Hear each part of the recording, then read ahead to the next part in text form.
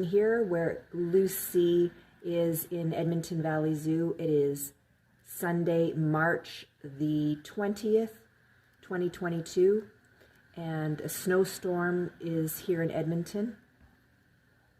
Does Lucy belong in this climate? No, she doesn't.